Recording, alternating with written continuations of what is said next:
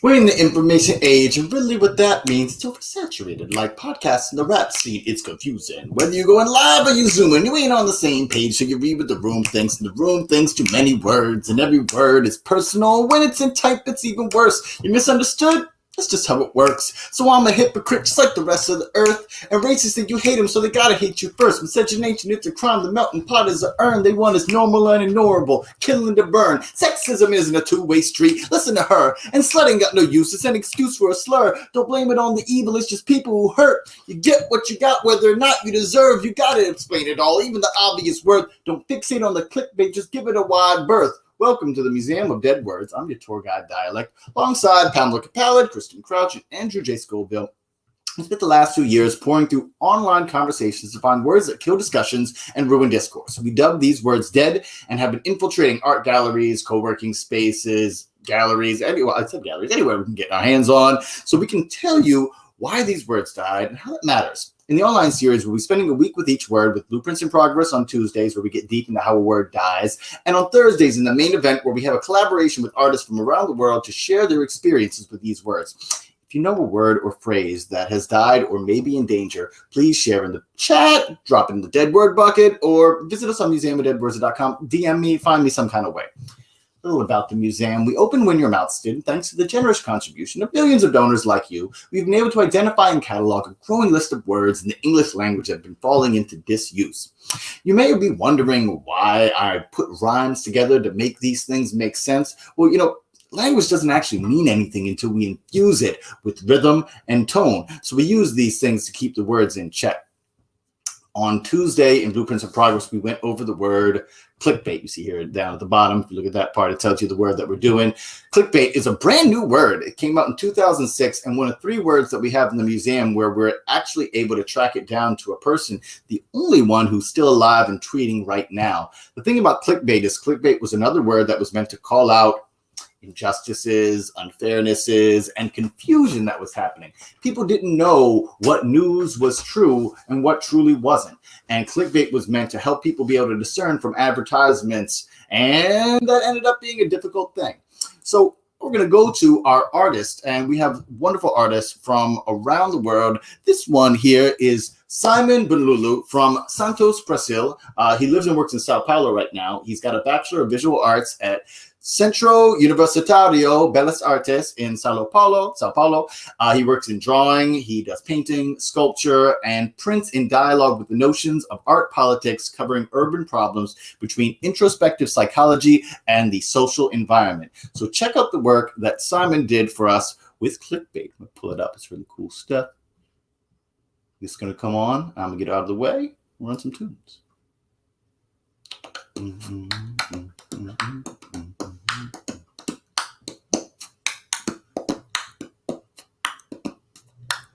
There you are.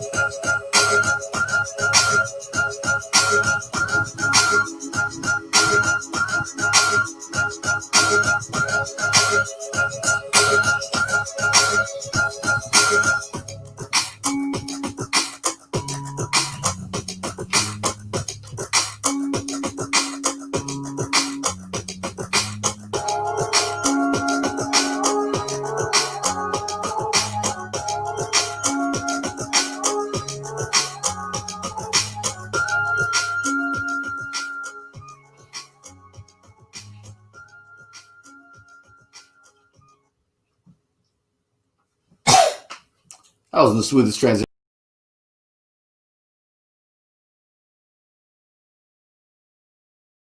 add myself back to the stream. There I am. Yeah, that was Simon Benlulu with some really dope pieces that he was sharing. They're collage pieces that put together some news, and it had this great texture to it and really powerful stuff. And I was excited to talk to Simon and ask him about it, but because of things going how they are international and everything like that, we weren't able to get in touch with Simon. We were bouncing back and forth. The actual video interview thing did not go down. So we reached out to our other collaborators that we're rocking with, and I'm going to bring on Kristen. You may know her from when we've been doing the epitaphs on Sunday. So Kristen Crouch, why don't you come join the party? You're muted. Let me unmute you. Unmute yourself, Kristen. Oh, okay. I'm here. I haven't been on this side of things. I've only, been doing what you're doing. So I know it's weird on the other side, right? It's like when you go to England and you're driving on the other side of the road. Exactly. Or come down to St. Croix with me and drive on the other side of the road because everyone drives on the other side of the road. So I really dug how Simon's piece is like. For me, being a word person, I like that he was able to take images and headlines that asked questions and made statements at the same time. I wanted to ask you because I dug it but it's also not like my area of expertise. I was really blown away by the texture and construction of the pieces. We can even pull these up and look at them as we're doing our thing. Yeah. Tell me stuff that you were really digging about the texture and look and feel of these. Well, I think what stands out to me most is he took a blowtorch to these. He did all the work, and then he intentionally burned them. And I think that really speaks to the fragility of this whole topic, and just how clickbait has turned news into what we've been hearing, fake news. So I think he did a really good job of visualizing that aspect. And I really also like the minimal palette, and I think that it really highlights the headlines, and we have recognizable faces. It's not, I think that the black and white really also speaks to the the themes of what this is. Yeah, I got rid of you there. There you go. Yeah, I agree with that. And the thing about the burning part of it, again, this is my coming from word things. I think about those being afraid of disinformation stuff like Fahrenheit 451. Classic book that talked about that was the temperature for book burnings. So that's why that thing was such a concern, and his burning of that kind of puts all of this in the same place, because I remember when I was younger and, I'm my old behind, when it was book burnings I remember, what was it? Tipper Gore, was it Tipper Gore who did a steamroller over a bunch of rap CDs, gangster rap CDs? It used to be that you could do a physical thing to some creative work and then destroy it. There's the famous terrible video game of E.T. that they buried in a field somewhere, and people ended up finding it. You could do something physically, but now on the internet it's very different because things kind of live forever, and it's weird because it's sort of the same problem, but from the opposite end. See, this is good, because that's what I was going to say too about things living forever, and that burning them kind of makes them go away, but it doesn't. Exactly. Yeah. I think that when we bring things in the physical world, we've talked about this a lot of times, about the idea of being a part of something or just choosing for yourself. Right now, you could burn your books and it wouldn't get rid of the book. It would just get rid of it for you. In your own. And it also is, it maybe is a cathartic action where it's more just burning as a symbol to get rid of an idea or get rid of a memory rather than the actual thing. I know that people do that, burn your regrets, and we're going to write something down on a piece of paper and then burn them. So I've been dumped. I probably not, Kristen. I don't know if you've been dumped on purpose. That's is that what you're talking about? And people are I understand that I get you, and I'm just burnt. No, on the real, I get you on the cathartic thing. Fun fact for folks who have seen the museum in person, especially my people who saw it when we did it the first time over at the Lucidity Festival. We had our metal dead word bucket. Is it around here? It's not around here. We had our metal dead word bucket, and I was collecting dead words from people all around the festival. I got these fantastic words. The mushroom people who spoke the mushroom language wrote some mushroom words that they were very upset about. It was great. And at the end of the festival, because it was this fun hippie fire festival, there's a pyro bar. I was like, we're going to light it on fire and make a whole thing of it. But pyromaniacs know receipt paper doesn't burn very well. So it was a very sad, not cathartic fire. It was really funny because when you talk about the catharsis, I was feeling it and the whole crowd was feeling the moment build up. And it was kind of a letdown that we didn't have a big poof out of it. Right. And very anticlimactic, which is a lot of times what clickbait leads you to. Word. Oh, man. Well, because that's the whole thing of it, right? It's I guess it's in the same language as the Rickroll, but the whole thing of clickbait, which is the Rickroll was supposed to be fun, a kind of an innocuous thing.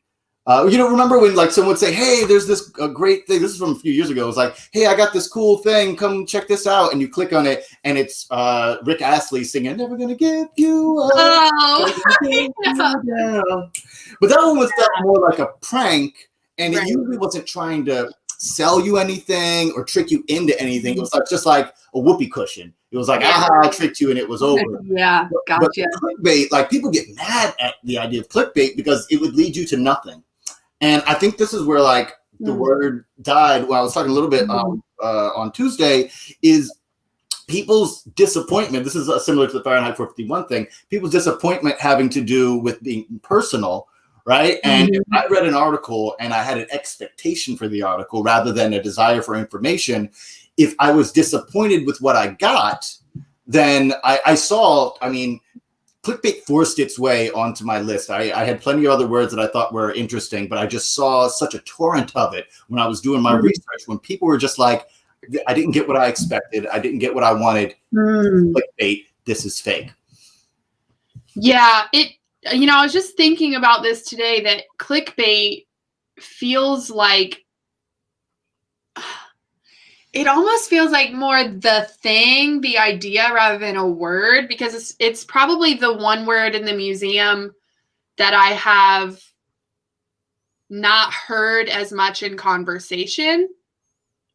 I don't know. I'm wondering if you can expand on that. Because they really are all ideas. And that's what we've been dissecting, is the idea behind these words. But like, I know in some of your comments, it was that anger behind it. Like, oh, this is clickbait. Like, another clickbaity article, rather than someone voicing like, this is my truth, or you are racist. It's more of the thing of it rather than the person, maybe. Yeah, this word is a very meta word.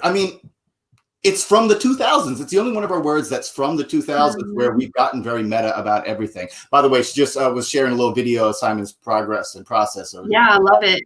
To check out. But like, that was the thing about it, is it is very meta. And outside of like a random comment here or there, I don't hear people talk about this clickbait a lot in person, but it's something that is a big deal when it's in front of them. I think, again, partially clickbait is a bit disposable and forgettable. And the big problem with it is like, I think clickbait was a good idea. And I think the cat who created it, was it Jay Geiger is his name? I got it over here. Yeah. Jay Geiger, I think, he was a tech cat who was all about getting it right and explaining and understanding. And he's like, people are confusing out there. And he tried a little experiment with reverse psychology and brought folks in. It was like, hey, I want to let you guys know, sometimes when people make headlines, they're just trying to sell you something. Yeah. And it's tough, because that's why I went through the whole yellow journalism thing, because that was the old version of like, this is trying to sell you something. And at that time, it was specifically the Spanish-American War and newspapers. And now they have a number, like it's global, so there's varied things that they're trying to sell. But he was trying to help create some language where we could discern between the two.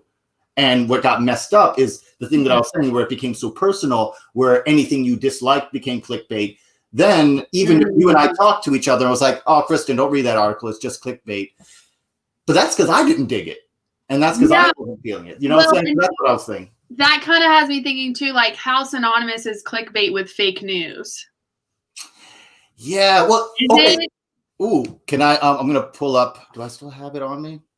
Keep talking. I'm gonna pull up a thing. You tell me about Well, your. because I've been here, kind of listening to some different commentators lately about like people are regarding something as fake news when it really might be factual information. It's just not the news they want to hear.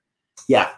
And so, I wonder if these words are even interchangeable or one leads to the other. I mean, I think definitely clickbait leads to fake news. Yeah, well, definitely. That might be another one that's dead for the museum. Yeah. Yeah, I mean, the whole thing with fake news, the only reason that fake news itself didn't end up in the museum is because it's a phrase and we had our specific things about it. I'm trying to pull it up, but I don't know why it's not coming up. The engram on clickbait. I'll find it and bring it. Google, yeah. The engram on it, it's funny enough, it shows it was meandering around doing well from 2006 to the 2010s, and around 2012, 2013, you saw it just spike. It shot right up. And that was around the time. That's why I shared the info on Tuesday about fake news, because it was around the time where the idea of fake news started entering the public discourse and became a really big deal to people. So that's where it started getting bigger and getting messy. And funny enough, your homie Jay Geiger, who helped invent the thing, he didn't have any control over it, even though he's still here. Like, funny enough, clickbait is a really big and famous thing, and he's not. He, just invented something and people moved on without him. Yeah, it's interesting. I mean, what an interesting thing. I mean, and it's not always so divisive. I mean, we talked a little bit about how it can, it's used to draw people into something. So yeah, it might be fun to go into that a little bit. Yeah, let's talk, because what that brings to mind, and I didn't actually mention it on Tuesday, but you guys have known, if you've listened to news stuff, there's an old thing, they said a rhyme about how you chose a popular news story. They said if it bleeds, it leads, right? If it's scary, if it's sensational, and things like that. Scandalous, yep. Yeah, scandalous. But we were talking, and we've talked before just as artists, and many artists talk about, well, sometimes we do need to engage those instinctual impulses, the sexiness, the scandalousness, the dangerousness, to give them their food. I'm a new daddy right now, and I'm already starting to learn how to mix my sweet stuff with the peas and the greens in there. Yep. Interesting. Yeah. I wanted to rap to you about this, because I don't have the one thing, but I do have some other stuff from you.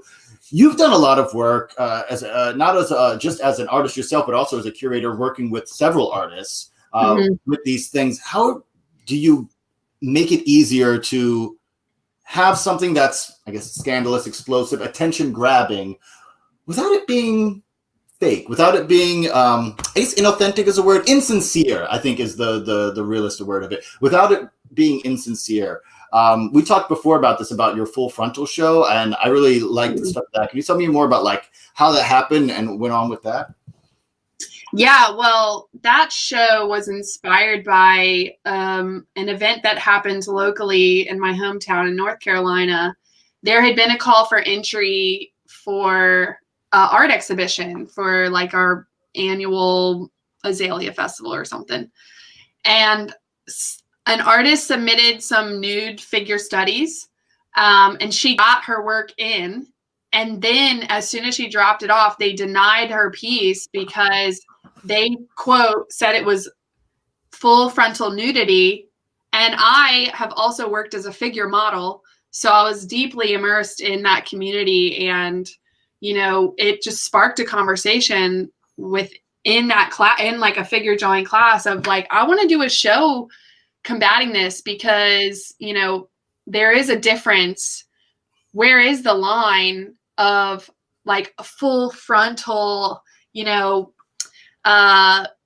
pornographic nudity versus art? And so the title of the show actually came from something that was mentioned in the article.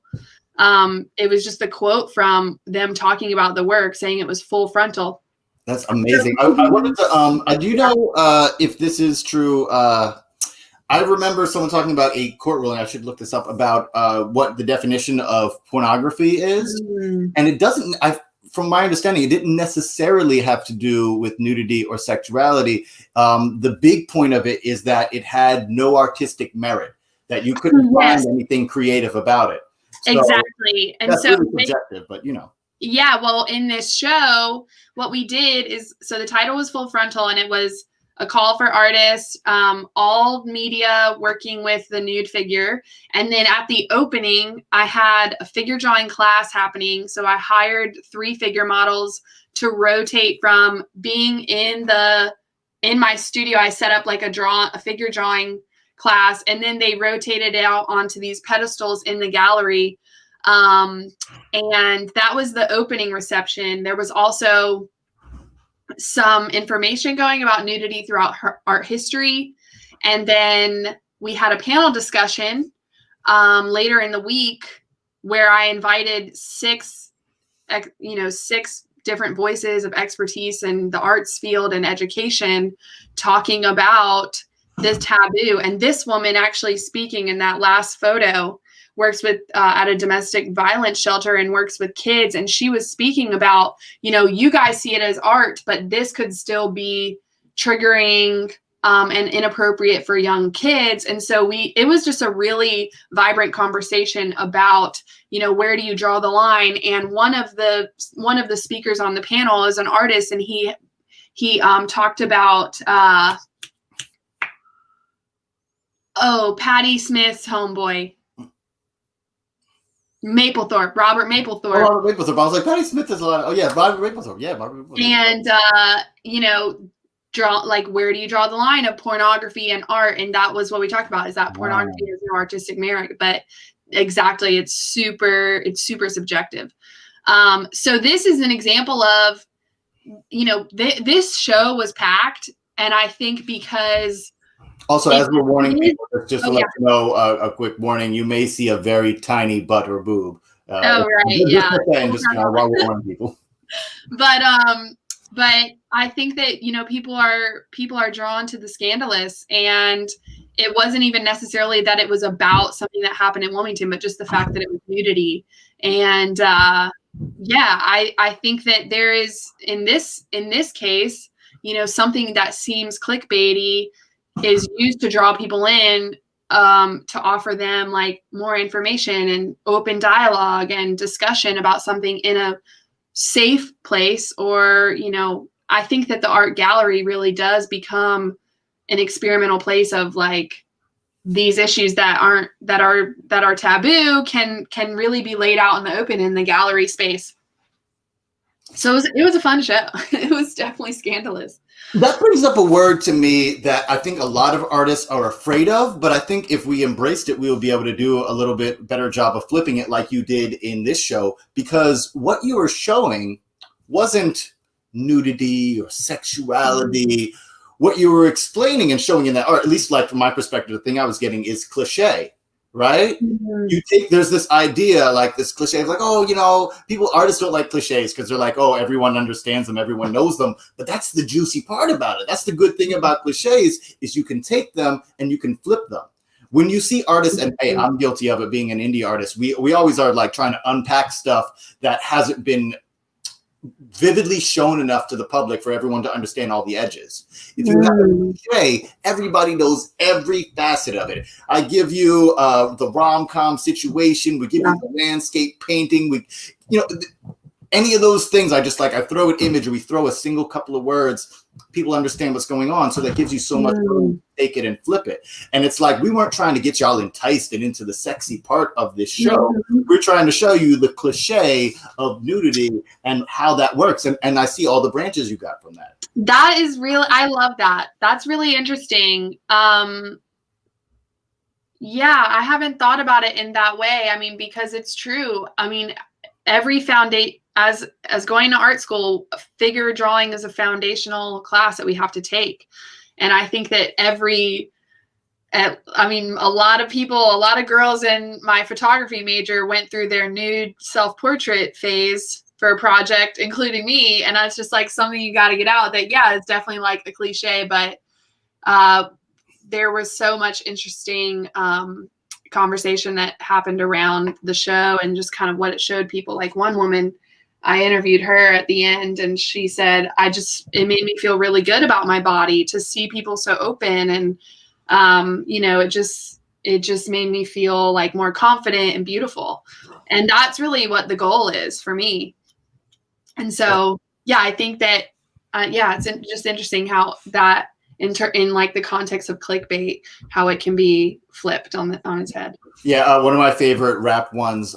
Remember when Dead Prez came out with a song "It's Bigger Than Hip Hop" in the early 2000s? It was the era where it was lots of booty shaking dance videos, and the beginning of the music video was a lady walking by. It was a close up on her booty for like 2 or 3 seconds, and then it froze and said, "Now that we got your attention," and then they went into the thing that exactly.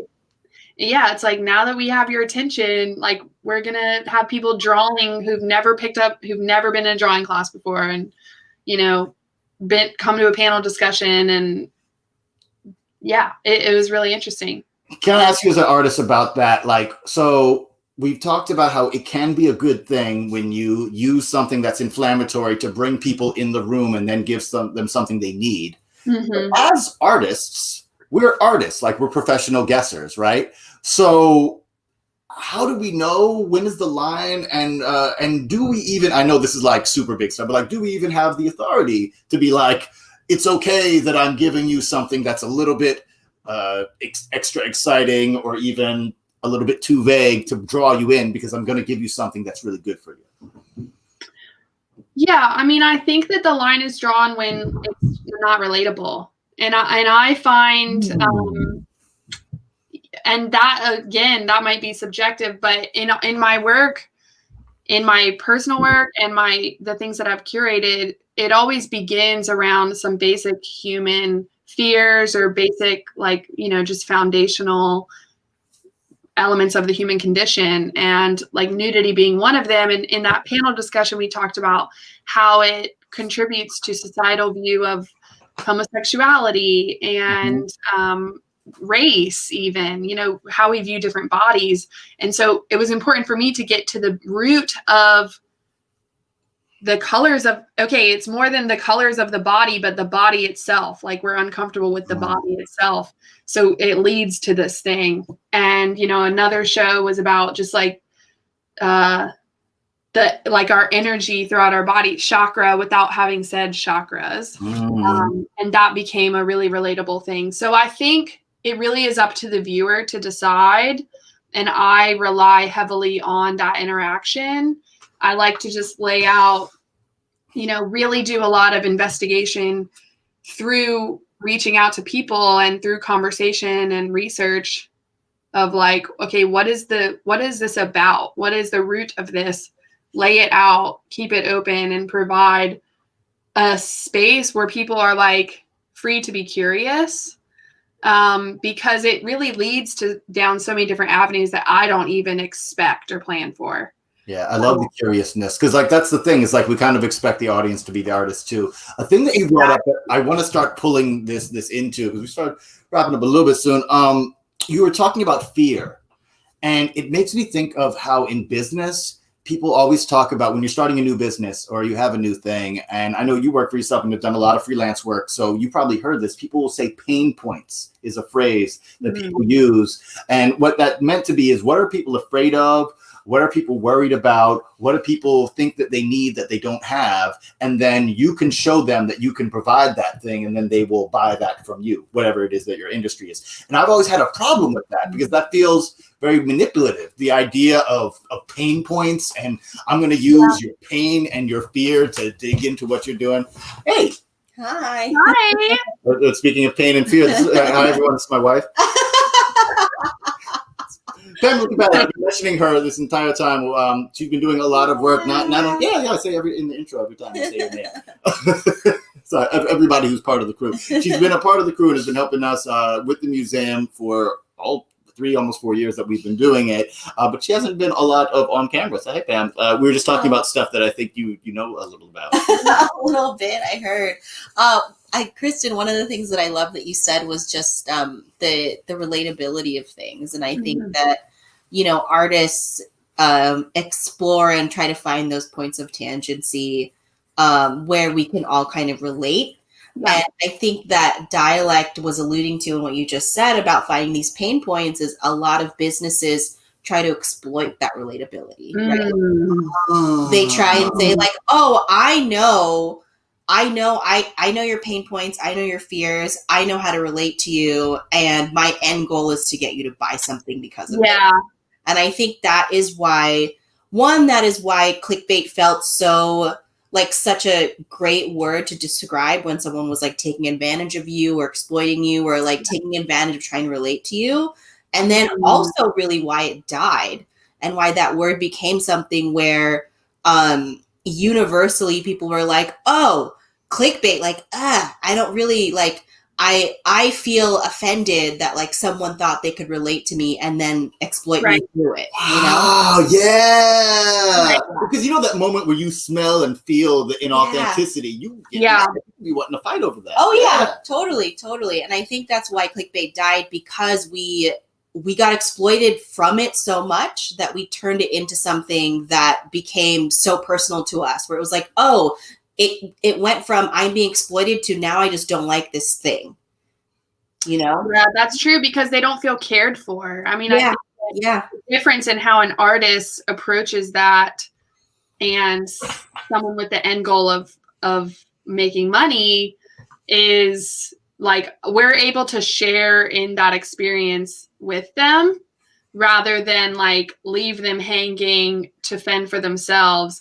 It didn't do them any good. And so, yeah, that's interesting of like the end goal of it being a financial gain. I always say experience is currency. And so if you're able to share in the experience of that pain with them, that really is, to me, the end goal. Yeah, I love that. Because I think such a huge part of understanding someone's pain point, and also a huge part of businesses who are successful for the right reasons, is they found someone's pain points and they figured out how to share that experience with them. Like what you're describing, right? It's become something where it's a partnership, it's a relationship, and it's not transactional. Exactly. That is what's so frustrating about clickbait and why it died, is it's so freaking transactional. Yeah. Right? It's like, I just wanted this thing to happen. My goal was to get you this thing without the meat behind it, and without the thing that's supposed to come after it is this collective catharsis, right? Wow, collective catharsis. Can I ask you, Pam, the same thing I asked Kristen about the line? Line? Yeah, because we're we're talking about like how when it is okay to use it, and I guess when do we even discern? Because it's going to be different every time, and it's going to be subjective. But what's like a quick method we can use in our head when you talk to people who are having their own business? No, because I think too, that is a good question, and I think about that a lot, because we do have to use a lot of methods. I mean, even just your show, Kristen, and the title of it was meant to elicit an emotion very quickly, right? Right? Yeah. It was meant to elicit something eye-catching, and y'all were talking about that in terms of like how people use just like nudity and the human body in general. Something that's supposed to be very natural is something that's scandalous. And I think we do that with finance too, where the pain points are so visceral for a lot of people. Yeah. It's hard to know the line because it's so blurry depending on really who your audience is. And that's why I want to interrupt you and ask you about this. So with the full frontal thing, one thing that I thought really worked about the name, even though the name is very scandalous, is that it came from an actual thing in the show. Right. It's organic to the show, and I think that felt like it. I think if it was, hey, look at penises and boobs, that would be right. Well, the great title. Use that, people, if you need it. Very original. I mean, actually, you've never seen a show called that before, so it's true. Yeah, no, but I think it's the intention behind it, and I think it's frustrating because the tactics are so similar, right? Like I say all the time that the average person cannot, and I'm a financial planner, right? I'm in finance. I'm in the businessness of businesses.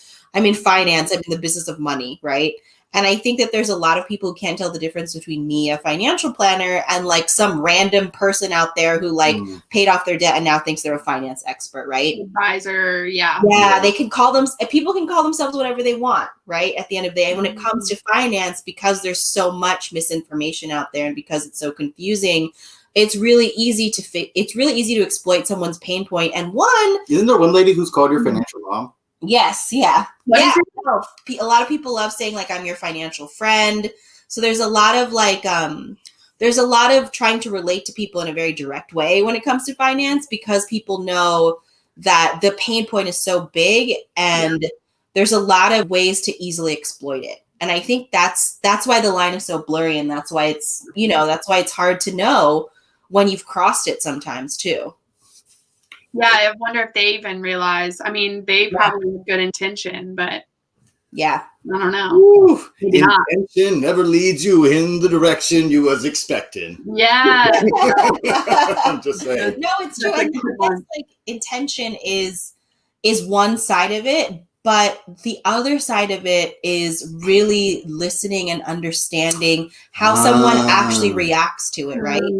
Like, you know, I know there's the cliche, as you were talking about, the road to hell is paved with good intentions, and I think there's a lot of validity to that cliche, because intention is only one half of it, right? If we're really trying to build a relationship and interact with people, intention only matters until you actually hit up against the other person, and then you have to actually acknowledge their feelings and how you react to it so that you can actually build that relationship.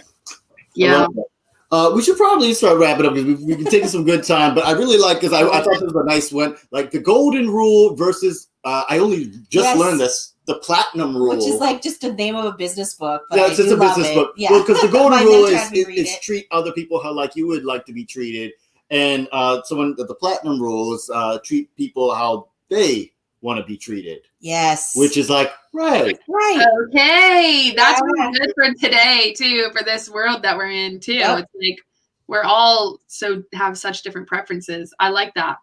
Yeah, if you know, and we learn this from relationships. I'm gonna sign off on this because it's gonna be weird and awkward. You know, if you like having your toes sucked, ask your partner first. Don't just go suck a toe just because you like it. Ask first. Find what you want, whether it's clickbait or whether it's dirt under your toenails. Thank you guys. Check us out on Sunday. We got some not blueprints. We got the epitaphs with Kristen, and then our last week where we get to the root of the truth. Yes. It's going to be really good. And special on Saturday. On Saturday, right? On Saturday, how would I forget the obvious? Because of Election Madness for the week, we were like, let's just let all that be all of that. And we're going to run a special edition of everything on Saturday at 7 p.m. Eastern. We'll see you then. Thank you, guys. Peace. Yeah.